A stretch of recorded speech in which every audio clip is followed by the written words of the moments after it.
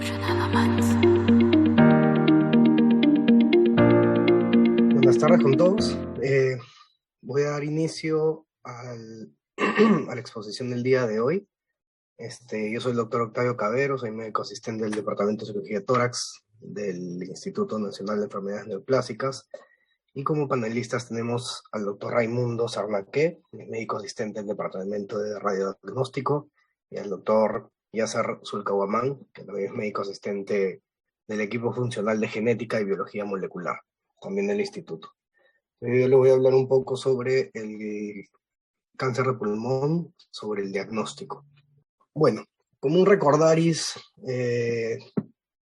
sobre el cáncer de pulmón, sabemos pues que esta neoplasia se origina de las células del epitelio respiratorio o del parénquima pulmonar. Existen dos grandes categorías pues que difieren estadiaje, manejo y pronóstico.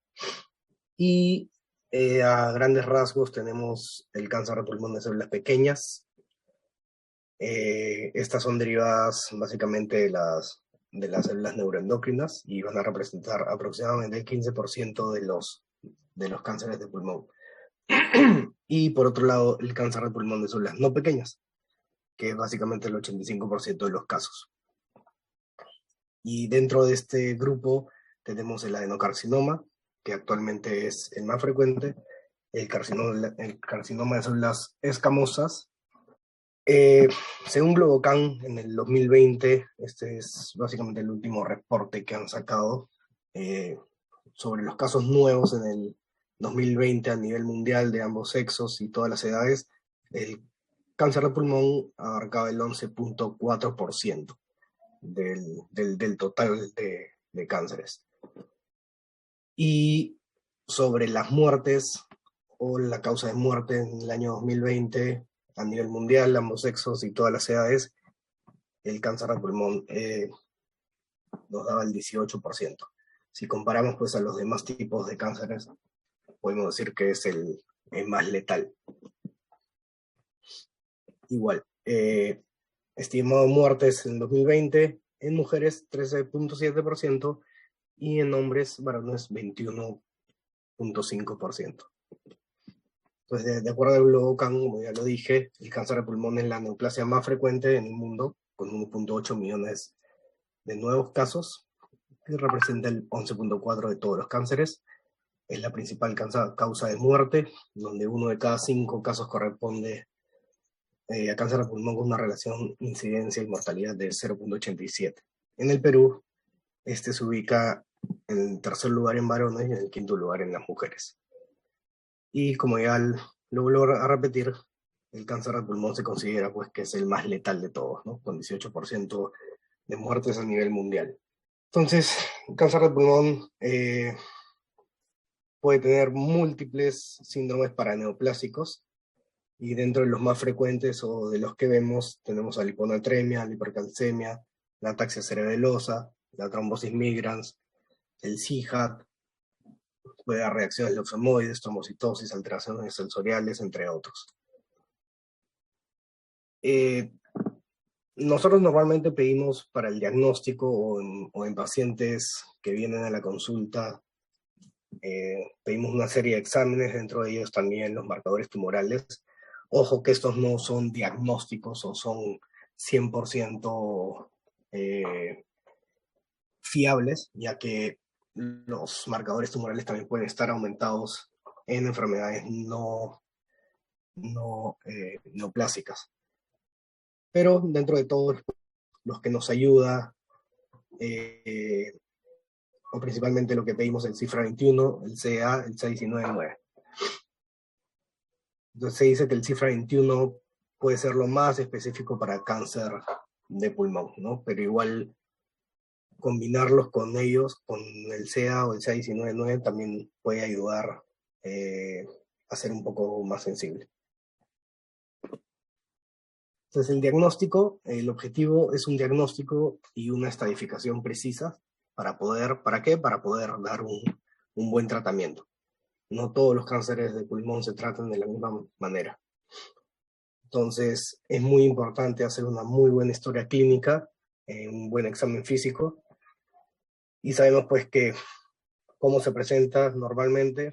Uno puede dar tos, baja de peso, hemoptisis, dolor torácico, disnea, pero esto es algo inespecífico, ¿no? Porque pueden haber otras enfermedades que nos puedan dar esa sintomatología.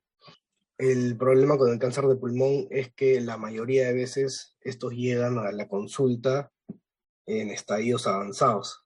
En el Perú, pues aproximadamente el 70% de los pacientes vienen en estadios 3 o 4. Entonces son estadios que no son curables, sí tratables, y que van a necesitar pues una terapia multidisciplinaria, ya sea con quimioterapia o tratamiento biológico, radioterapia, psicología, medicina. Entonces es un tratamiento, como dije, bueno, esta es una data del 2012 del INEN. Los pacientes acuden pues con todo, dolor torácico, disnea, disfonía, que es lo más frecuente, ¿no?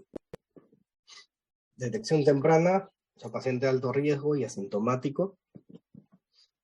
Los de alto riesgo, ¿quiénes son? Básicamente los fumadores pesados. ¿Qué es un fumador pesado?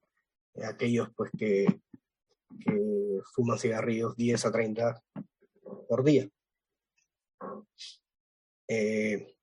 También otros de alto riesgo se dice que es el fumador pasivo. El fumador pasivo también tiene el mismo riesgo o hasta más riesgo de desarrollar la enfermedad. Exposición a humo de leña, que en nuestro país es frecuente, más que todo en la sierra, exposición a asbestos y antecedente familiar. Entonces, la detección temprana, radiografía de tórax no es un método diagnóstico para un cáncer de pulmón temprano. En realidad es bien difícil pues localizar un nódulo pequeño en una radiografía de tórax. Entonces, como cribado, no se debería utilizar. Ahora voy a hablar un poco sobre el screening no cribado. Lo que sí nos ayudaría es la tomografía de baja dosis. Por ejemplo, en estas dos imágenes vemos un nódulo pulmonar que está en el pulmón izquierdo, tendrá más o menos 1 centímetro, y en la imagen de abajo un GGO, ¿no? que es en vidrio esmerilado. Que esto pues jamás lo va a detectar una radiografía simple.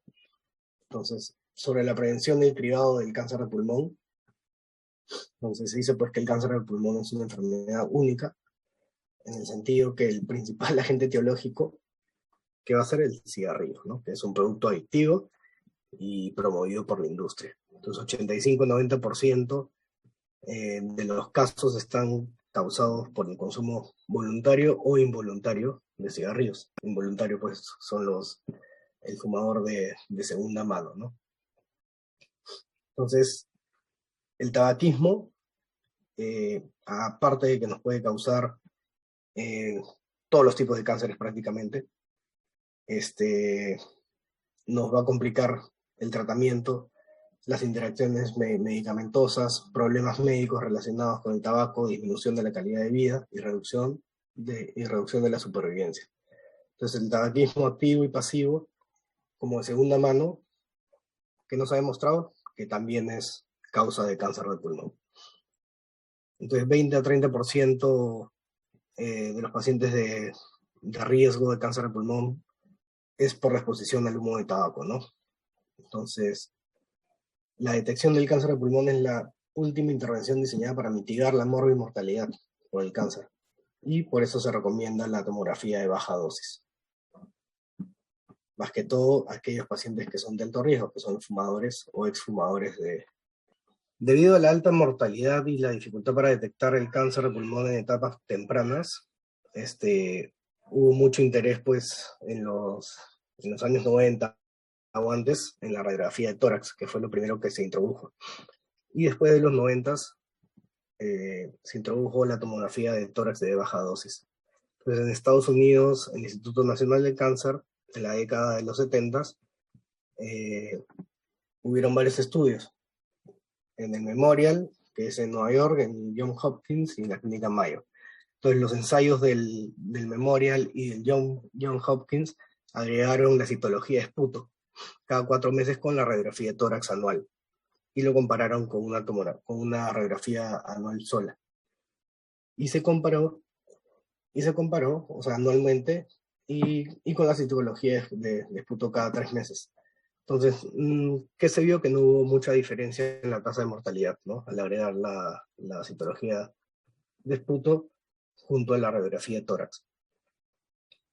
Entonces, el estudio de la clínica Mayo no mostró mucha diferencia tampoco entre los grupos, y con base en el hallazgo de los ensayos del Instituto Nacional del Cáncer, que es el NSCI, en los 80s, la Sociedad Americana de Cáncer cambió la política, ¿no? Que había favorecido la radiografía de tórax como una herramienta para la detección de cáncer de pulmón en pacientes asintomáticos. Entonces, ellos también recomendaron contra cualquier prueba de detección masiva para la detección temprana del cáncer de pulmón, y comenzó a enfatizar también la prevención, que es muy importante, y el cese y las políticas contra el tabaco. Entonces, este fue el primer ensayo, ¿no? que mostró una reducción de la mortalidad específica por cáncer de pulmón mediante el cribado de tomografía a baja dosis. Entonces, la primera de estas pautas de la Sociedad Médica se publicó en 2012, cuando Dr. Wood y colaboradores escribieron estas pautas clínicas en oncología para la detección de cáncer de pulmón. ¿Y dónde lo hicieron? En la NSCN, ¿no? Que es la Red Nacional Integral del Cáncer. Entonces, la NSCN está de acuerdo con los criterios de la NLST, y emitió pues una recomendación para la detección de tomografía a baja dosis, ¿no? Que tiene los mismos criterios de antecedentes del tabaquismo, pero que también señala que el riesgo de cáncer de pulmón no se limita solo al tabaquismo, y hay otros factores que pueden inducirlo, ¿no? Como la exposición a radón, la exposición ocupacional a carcinógenos, antecedentes familiares o personales, o enfermedades pulmonares crónicas. Entonces, esta directriz alternativa se conoce como la NCCN2, y va a estar dirigida básicamente a adultos con presencia de menos de uno de estos factores de riesgo adicionales, ¿no? Combinados con una historia de tabaquismo. ¿Cuántos? Más o menos, bueno, 20 paquetes por año, ¿no? En lugar de 30. ¿Y para qué edades? Entre 50 y 77 años. Entonces, se sabe pues que adultos con un historial de tabaquismo menos intenso y ninguno de los otros factores de riesgo son clasificados de menor riesgo, y para ellos no se va a recomendar la detección con la tomografía de baja dosis. Entonces, a principios de 2013, la Sociedad Americana de Cáncer actualizó estas guías, y ellos enfatizaron pues, que los médicos con acceso a centros de detección y tratamiento del cáncer de pulmón de gran volumen y alta calidad deben iniciar un problema con tomografía de baja dosis. Entonces, ¿para quiénes? Para los pacientes de 55, a partir de 55 a 74 años, ¿no? Que estén aparentemente sanos, pero que tienen un historial de tabaquismo de 30 paquetes por año. Y también los que actualmente fuman o lo han dejado en los últimos 15 años. Entonces, más tarde, en 2013, se emitió una recomendación grado B que apoya la detección anual de cáncer con la tomografía a baja dosis para personas asintomáticas de 55 a 80 años, y con el historial de 30 paquetes años fumando. Entonces, si vemos pues esta tabla de las organizaciones que son básicamente las más importantes, la edad normalmente aparece a partir de los 55 años hasta los 77, 80 años, ¿no? Y que han sido fumadores de más de 30 cigarrillos per year. Entonces, básicamente los mismos números para todas las organizaciones.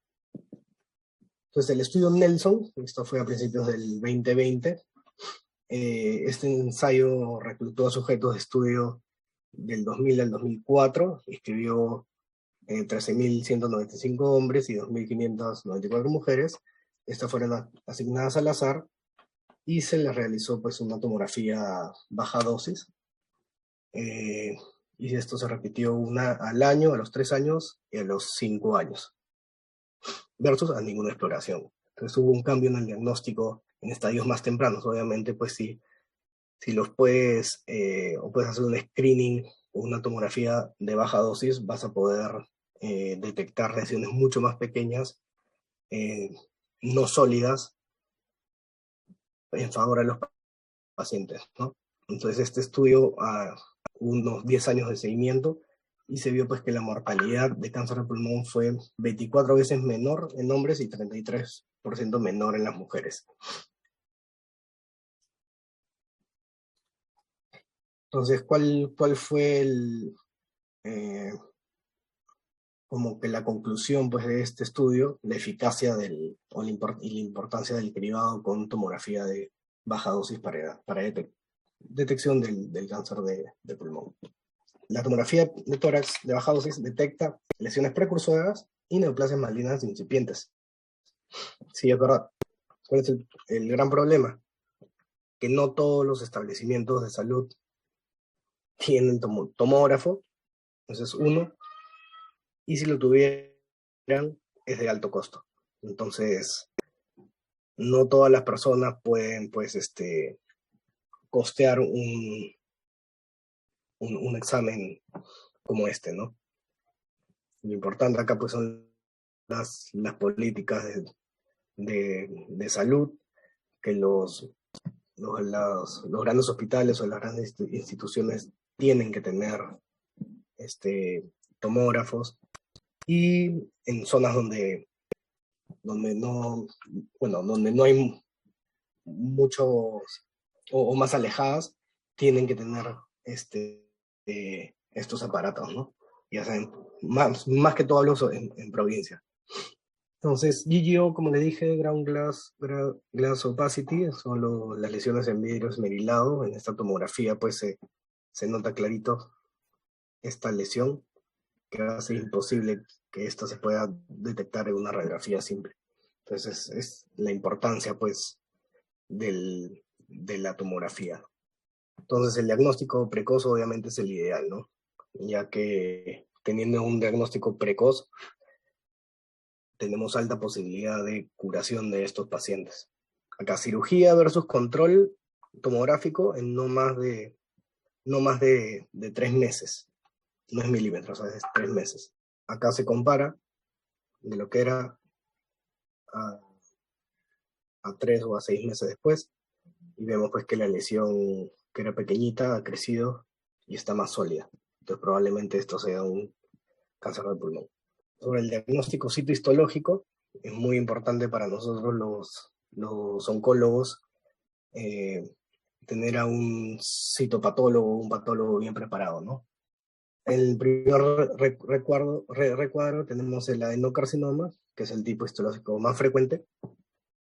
En el B de la derecha arriba tenemos el de patrón acinar, el C, el patrón papilar, y el D, el patrón sólido.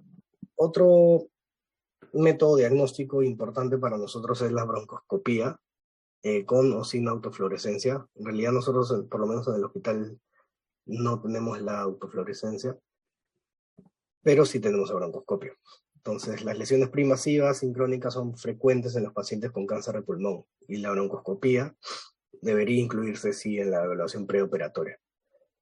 Pacientes nuevos que tenemos, que van a ser operados, lo ideal sería hacerles una broncoscopía para corroborar que esté limpio el árbol bronquial. Y si va a hacer alguna cirugía resectiva como lobectomía, que es el gold standard para cáncer de pulmón, sí es importante para ver el nivel de la resección. La broncoscopía con navegación también se utiliza. Nosotros no la tenemos, pero también es un método diagnóstico importante. El EBUS, que es la ultrasonografía endobronquial, esto sí lo tenemos ya desde el año pasado. Es un instrumento importante para nosotros, tiene una buena sensibilidad y especificidad. Esta es la aguja que usamos para nosotros hacer el procedimiento. Este es el instrumento con su balón en la punta, y un pequeño ecógrafo en la punta, ¿no? Entonces eso nos va a permitir ubicar los ganglios mediastinales para poder biopsiarlos. Eso es importante para el estadiaje de la enfermedad. A veces tenemos lesiones, por ejemplo, del lado derecho, una lesión pulmonar del lado derecho y adenopatía del lado izquierdo. Entonces, si se puede realizar un nebus, o sea, entrar con este aparato que es como una broncoscopía y poder biopsiar el ganglio del otro lado, sería muy importante porque nos puede cambiar el estadiaje en la enfermedad. No es igual pues tener un paciente sin adenopatías o adenopatías del mismo lado de la lesión a tener adenopatías contralaterales. Estamos haciendo los procedimientos. En esta imagen se ve el ganglio acá, y en este video acá podemos ver esta adenopatía y cómo entra la aguja. Normalmente se tienen que hacer entre 5 a 10 pases para obtener una buena muestra. El EUS, que es parecido al EBUS, solamente que el EUS ingresa por vía esofágica, va a permitir obtener biopsias de adenopatías mediastinales donde el EBUS no puede. El EUS, ¿quién lo hace? El gastroenterólogo. Entonces, con el EUS y la biopsia con aguja fina, puedes obtener biopsias de la estación 7, de la estación 8, de la estación 9, el 3P, que es prevertebral, la glándula adrenal izquierda y el lóbulo izquierdo del hígado. En este cuadrito podemos ver la comparación, ¿no? El EBUS, que lo hacemos nosotros los cirujanos de tórax y también los neumólogos, podemos obtener biopsias de los ganglios de grupo 2, 4. Bueno, si hay una tumoración grande en el pulmón, también se podría llegar. Y el grupo 7, que es el subcarinal. Y el EUS, estos ya pueden entrar más abajo, ¿no? El paraesofágico, del ligamento pulmonar, la glándula adrenal izquierda, metástasis sí, bueno, lesiones metastásicas del lóbulo izquierdo del hígado y nódulos linfáticos, ¿no? Que están a nivel básicamente abdominal. Otro método diagnóstico importante, que no le hacemos mucho nosotros, es la mediastinoscopía cervical extendida. Esta fue escrita por Kirchner en el 75. Es una buena alternativa segura para el diagnóstico de lesiones del mediastino anterior, y va a proveer cierta información, ¿no? Sobre adenopatías de la ventana aortopulmonar, subaórtico y paraórtico. Va a tener una buena sensibilidad del 95%, especificidad del 100%. Entonces ese es el mapa ganglionar que nos interesa muchísimo nosotros a los cirujanos, y que tenemos que conocer de arriba a abajo, básicamente para las cirugías o para algún tipo de biopsia. Entonces, los estudios de extensión de enfermedad, que son muy importantes para nuestro diagnóstico y estadiaje, lo ideal sería realizar un PET-CT, el PET scan, más una resonancia magnética del encéfalo. Por ejemplo, acá, este PET scan, pues, nos va a ubicar dónde está la lesión, donde hay avidez por el radioisótopo o radiofármaco, y donde va a haber gran actividad metabólica, ¿no? ¿Qué sucede si no tenemos PET scan? Porque no, en el Perú creo que hay 2 o 3 sitios. Uno es en el hospital, en el INEM. Si no tenemos el PET-CT, ¿cómo estadiamos? Con resonancia magnética cerebral, tomografía de tórax, abdomen y pelvis, y una gamografía ósea. Si tenemos el PET scan, entonces solamente el PET scan de cuerpo completo y una resonancia magnética. Las metástasis cerebrales más frecuentes vienen de origen pulmonar, más o menos 40%, y principalmente por el adenocarcinoma y el carcinoma de células pequeñas. Entonces, es importante si es que se puede tener una resonancia magnética, porque a veces en tomografía no es no es tan claro como en la resonancia, sobre todo si son lesiones pequeñas. Bueno, en esta imagen sí se ve clarito, ¿no? Es una lesión más o menos grande. ¿A dónde hace normalmente o a dónde le gusta ir el cáncer de pulmón? A cerebro, a hígado, a glándulas suprarrenales y a los huesos. Pero puede ir a cualquier parte del cuerpo, ¿no? Pero normalmente empieza por ahí. Bueno, y los ganglios mediastinales, que es donde normalmente primero va a ser metástasis. Otro método que hacemos bastante en el hospital y es bien importante es la BIPA o la biopsia percutánea. Entonces, ¿quién la hace? Bueno, el cirujano, el radiólogo, y siempre es importante tener al citopatólogo, ¿no? Si lo tenemos in situ, o sea, al costado de nosotros, mientras hacemos la biopsia, sería ideal. Lo importante acá es obtener una buena muestra o muestra suficiente para tener un buen diagnóstico. Un buen diagnóstico sea un mejor tratamiento. Entonces, normalmente, ¿cómo se hace? Guiado por tomografía, pero también se pueden hacer guiados con ecografía. Por ejemplo, en estas dos imágenes son tumores mediastinales anteriores y aparte en la zona paravertebral derecha. Entonces son sitios asequibles y fáciles de entrar. La BIPA, bueno, guiado por tomografía, es bien importante para los pacientes con tumores mediastinales anteriores. Y normalmente cuando hay tumor mediastinal anterior siempre hay que pensar en un linfoma o un tumor de células germinales. Y también los timomas, ¿no? Que son básicamente los tres grupos más frecuentes. Indicaciones y contraindicaciones. Bueno, la indicación es básicamente, o lo más frecuente, evaluación de algún nódulo pulmonar solitario o alguna masa para confirmar alguna enfermedad pulmonar metastásica, cuando hay múltiples nódulos pulmonares, el diagnóstico en masas mediastinales, lesiones de la pared torácica. En realidad pues, puedes biopsiar cualquier parte del pulmón. Y también tenemos las contraindicaciones, básicamente cuando hay un recuento de plaquetas menor a 50.000, ¿no? Otra contraindicación es que el paciente no puede estar quieto durante el procedimiento. Cuando hay hipertensión pulmonar, cuando hay neumonectomía contralateral, o sea, es peligroso, o no vas a meter una aguja a un pulmón único, ya que puedes causar neumotórax y se puede complicar. Cuando hay también múltiples bulas o algún enfisema severo, porque también hay alto riesgo de hacer un neumotórax. O, claro, una estructura vascular que va a atravesar la aguja, ¿no? Bueno, esto ya lo hablé, bueno, las indicaciones, pues, ¿no? De masas mediastinales y las complicaciones frecuentes que nosotros vemos a la cabeza, el neumotórax o alguna hemorragia.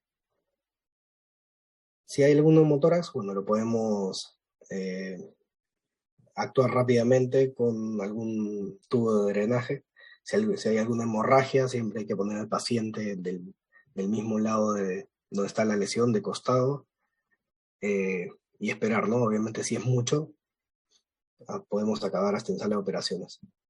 Esta es una lesión, ese es el pulmón izquierdo, está la aorta, la lesión pulmonar y la aguja. Esta es con una aguja fina. Hacemos dos tipos de biopsias, con aguja fina o la aguja Trucat, que es para sacar tejido más grueso. ¿Cuándo se usa esta y cuándo se usa el Trucat? Normalmente cuando son lesiones que están más intraparenquimales y vas a atravesar un cierto grosor del pulmón sano, preferimos usar la aguja fina, ya que va a haber menor probabilidad de hacer algún tipo de neumotórax.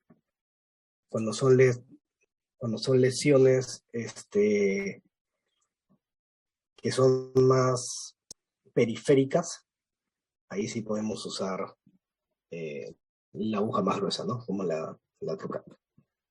La misma imagen, estamos en la pandemia. Por ejemplo, esta lesión que es periférica, que está pegada a la pleura, sí, sin ningún problema se puede hacer con la aguja Trucat más gruesa. Ahí estamos poniendo la aguja, que es la aguja Trucat. No hay riesgo de atravesar el pulmón y estos filamentos. Es importante, bueno, es mejor, si se puede hacer Trucat es mejor, porque vamos a tener mayor muestra para que puedan mandar a mayores estudios. A veces hacemos biopsia con la aguja fina, nos da el diagnóstico, pero de ahí nos piden mayor muestra o mayor tejido para el tratamiento. Entonces, puede terminar en otra nueva biopsia o hasta en cirugía. Y bueno, por último, pues para el diagnóstico, si es que no se puede, las demás es la cirugía, ¿no? ¿Qué tipo de cirugía? Bueno, puede ser por toracotomía o por videotoracoscopía, por VATS. Bueno, muchas gracias. Le quería hacer una preguntita sobre la parte genética. ¿Cómo influye, Doc, la genética en el cáncer de pulmón?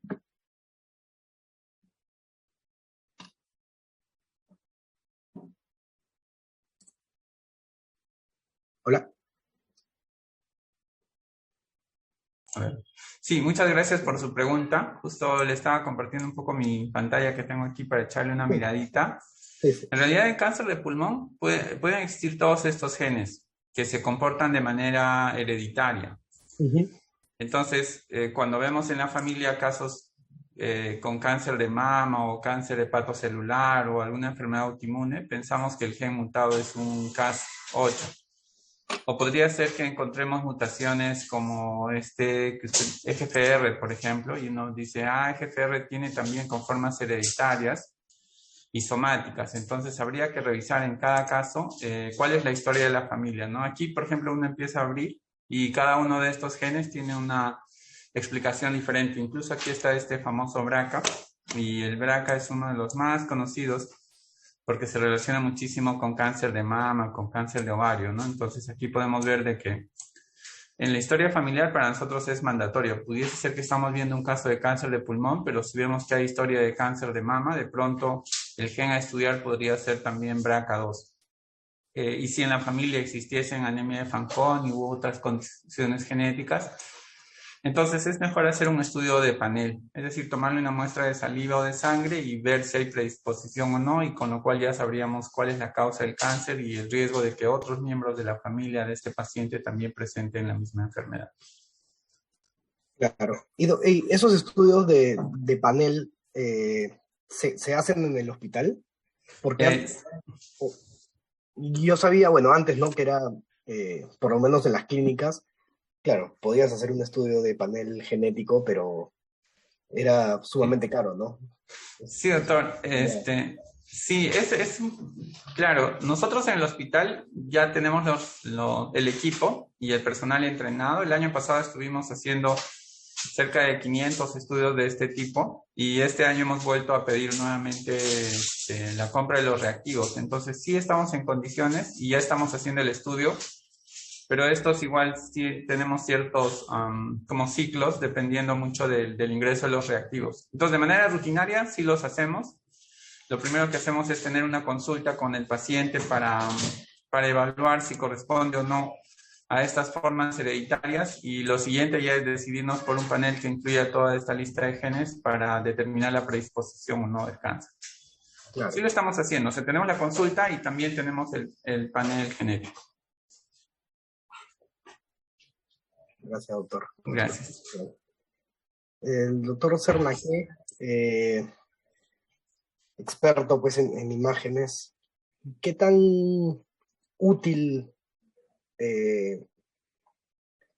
o sí, bueno, qué tan útil o cómo ha llevado usted el tiempo del PET scan, ¿no? Ahora que es bien importante para ciertas enfermedades, cuando el cáncer de pulmón es muy importante. No todos los establecimientos tienen, pero para cáncer de pulmón, ¿alguna ¿Aló? comentario? No. ¿Qué tal, doctor? Muy bien. Gracias por la pregunta. Sí, en el mundo, y también se ha podido comprobar la experiencia en estos 13 años que hay PET-CT aquí en Perú, es que esta tecnología híbrida eh, se utiliza no solo en el escenario de diagnóstico, sino en el escenario de estadiaje y reestadiaje del cáncer de pulmón. Es más, en el escenario de recurrencias tempranas o tardías también, ¿no? Entonces, a diferencia de otras neoplasias donde básicamente el PET-CT se utiliza para el reestadiaje de cáncer, en este caso en particular cáncer de mama y sobre todo en el tema o en el concepto de nódulo pulmonar solitario, la utilidad del PET-CT es bastante. Sin embargo, hay que tener siempre en consideración que vivimos en un país donde hay lesiones granulomatosas como la tuberculosis, donde siempre debemos hacer unidad clínica y, por qué no decirlo, seguimiento en las lesiones donde estos nódulos pulmonares solitarios suelen ser negativos en el PET-CT. Claro. ¿Okay? Entonces, PET-CT sobre todo ha mejorado el estado de arte en cáncer de pulmón en la parte del N, que es ganglio, y en la parte de M, que es metástasis. Cambia la conducta terapéutica en un 13-15%. Los ganglios que en radiología convencional suelen ser normales, en PET-CT el ganglio que ya es hipermetabólico es considerado francamente tumoral, o sea, te cambia el estadiaje N. En el estadiaje T, en realidad, una buena tomografía con contraste estadifica muy bien el T, pero como usted lo ha comentado, aquí el todo es mejor que la suma de sus partes, ¿no? Tenemos que hacer en lo mejor o lo mejor posible, ofertar al paciente los mejores métodos de diagnóstico. Y el gold estándar en el mundo es una muy buena resonancia de encéfalo y el PET-CT, incluso para el diagnóstico inicial de enfermedad. Claro, claro. Sí, el otro punto, ya para terminar mi comentario, es que en Perú y en el instituto se evalúa el PET-CT tanto el radiólogo como el médico nuclear, y esto es vital, ¿no? Porque el radiólogo está bastante acostumbrado con los signos, los sutiles signos que puede estar apareciendo en un cáncer, ¿no? Tiene todo un arsenal de signología radiológica para definir si esto es diseminación linfangítica, si esto es un cáncer incipiente, o si no lo es, ¿no? Porque a veces hay lesiones micóticas que simulan neoplasia. Entonces, yo creo que la recomendación es siempre en las unidades multidisciplinarias, el radiólogo, el médico nuclear, o ahora que ya hay PET-CT en la institución, deben participar en comunidad. Muchas gracias. Gracias, doctor. Sí, pues es indispensable, ¿no? El PET-CT. Bueno, y si no hay, como dije, realizar los exámenes con tomografías de tórax, abdomen, pelvis y una buena resonancia cerebral. Acá hay unas preguntas. En cuanto a las políticas de salud, ¿no es mucho menos costoso una campaña para erradicar el hábito de fumar? Sí lo hay. El hospital tiene, bueno, el instituto tiene en la escuela de tabaco, ¿no? Entonces sí hay campañas. Justamente el 31 de mayo fue el Día Mundial del No Fumador o el Día Mundial del Tabaco. Entonces, de que hay campañas, sí. Obviamente sería mucho más barato, sí, también. La exposición al humo, pues como preguntas, es muy importante. Es muy importante, ya que los fumadores de segunda mano tienen también alto riesgo o tienen riesgo de desarrollar alguna enfermedad, ¿no? Dentro de ellas el cáncer, y no solo de pulmón. El humo de tabaco está comprobado pues que tiene aproximadamente 70 carcinógenos y te puede dar básicamente casi todos los tipos de cáncer. De pulmón, esófago, de cavidad oral, gástrico, páncreas, riñón, vejiga. Entonces, la recomendación es obviamente no fumar, ¿no? Acá también me pregunta cuáles son los riesgos de las complicaciones del LEBUS o el LEBUS. No hay mucha complicación en realidad. La más importante sería algún sangrado, ¿no? Que le des, o durante la biopsia, le demos alguna vena o alguna arteria importante. Pero es bajo, es 1% aproximadamente el riesgo. Obviamente porque lo estás viendo, no estás entrando con un ecógrafo en la punta del instrumento.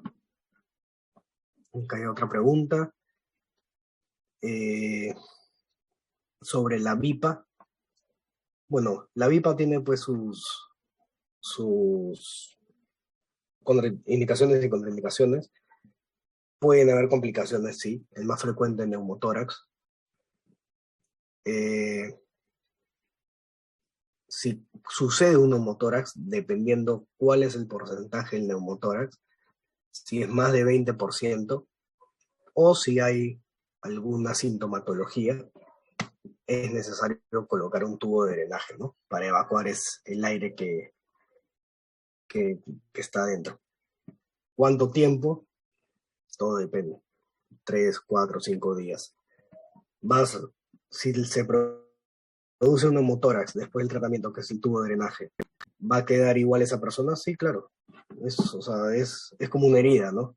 Se coloca el dren, cuando ya se reexpande el pulmón, se retira, y eso va a cicatrizar. Entonces, claro, es una complicación, pero es una complicación que se puede tratar. De ahí preguntan, ¿qué tiempo se puede dar metástasis? Bueno, no le puedo decir el tiempo exacto. Hay tumores o cánceres mucho más agresivos que otros. Normalmente, pues, el cáncer de pulmón afecta o hace metástasis a los ganglios mediastinales, o al cerebro, al hígado, a los huesos, a las glándulas suprarrenales. Esos son los puntos predilectos donde van. Acá hay una pregunta, me parece para el doctor Cernaqué. Cuando se evalúa un nódulo pulmonar solitario con PET-CT, ¿qué porcentaje son falsos positivos?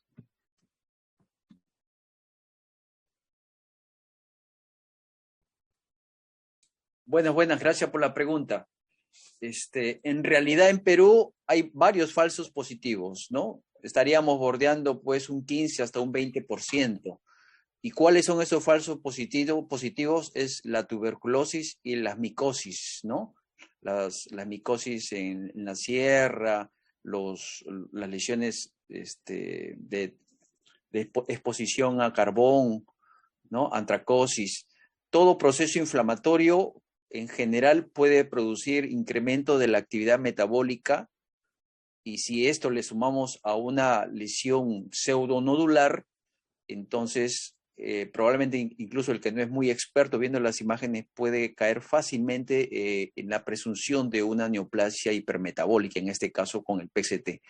Por eso lo recomendable, vuelvo a insistir, es que debe de ser evaluado en conjunto con el radiólogo, ¿no? Porque hay sutiles signos radiológicos que me pueden diferenciar en una blastomicosis, una micosis, una caverna por una neoplasia o una caverna por una tuberculosis, ¿no? En otros países de primer mundo donde no hay tuberculosis con frecuencia, bueno, ahí sí el valor predictivo positivo del PCT es mucho mayor, ¿no? Muy bien, ojalá que haya respondido su inquietud. Gracias, doctor. Acá hay una pregunta, bueno, para usted o para mí, es ¿el uso de la ecografía pulmonar juega algún papel como coadyuvante en el diagnóstico del cáncer de pulmón? Bueno, voy a dar la respuesta de manera parcial, puesto que no realizo ecografías de pulmón.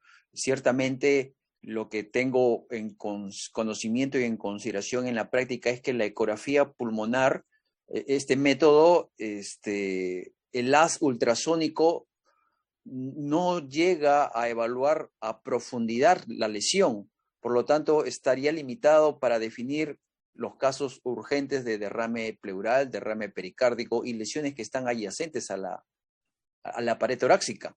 Pero imagínense que una neoplasia, como cualquier tipo de neoplasia, puede estar en cualquier parte, profundamente hacia el hilo pulmonar. Entonces, una ecografía, desde aquellas de las que estamos hablando, de ecografías, las que realiza el radiólogo, va a tener bastante limitación. Esto sin contar que es operador dependiente la ecografía, ¿no?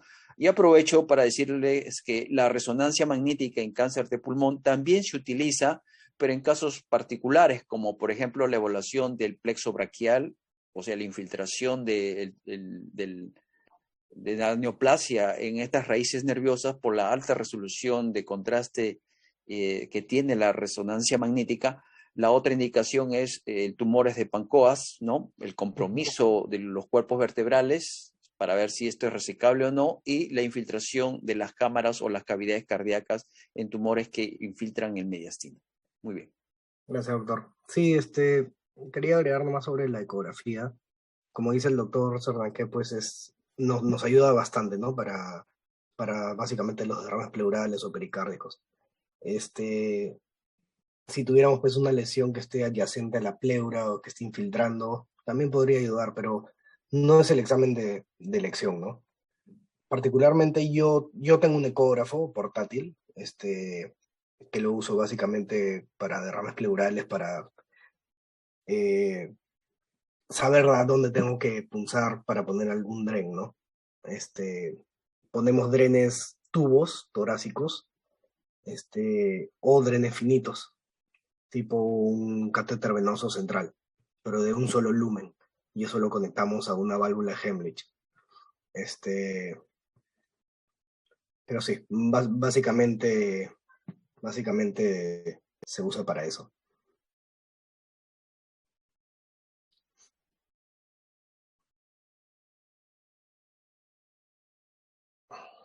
Bueno, creo que estuvo muy interesante la conversación. Muchas gracias al doctor Zulcahuamán, un excelente genetista, y al doctor Cernaque, un excelente radiólogo. Y nada, muchas gracias por escuchar esta presentación, y ya será para la próxima. Muchas gracias a todos. Gracias, doctor, por la invitación. Nos vemos. Muchas gracias, doctor. Muchas gracias, doctores. Buenas noches. Gracias.